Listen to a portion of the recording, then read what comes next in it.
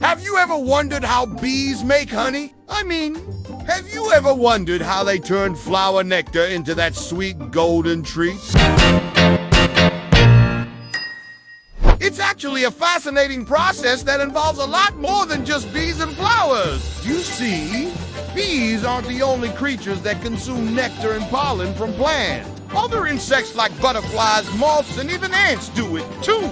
But bees are the only ones that can turn that nectar into honey. And there's a reason for that. As bees collect nectar and pollen from plants, they store it in a special pouch inside their bodies.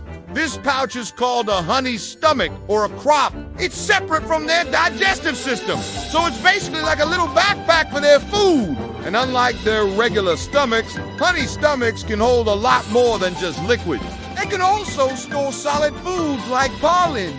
But why do bees need this special stomach? Well, it turns out that not all plants produce nectar and pollen at the same time, so bees need a way to store their food so they can eat it later when there is not much plant food around. The honey stomach allows them to do that. When the bees return to the hive, they pass their nectar and pollen from their honey stomach into the mouths of other bees. These bees are called house bees. Their job is to stay at the hive and take care of the baby bees.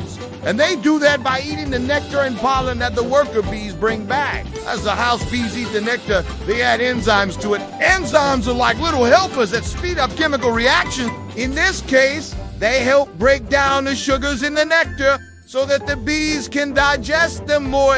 They also help remove water from the nectar, which makes it thicker and easier to store. Once the nectar has been processed, the bees store it in the honeycomb cells. They use their bodies to keep the temperature of the hive really warm, which helps evaporate even more water from the nectar and make it thicker. They also use a special enzyme called glucose oxidase to help preserve the honey and keep it from spoiling.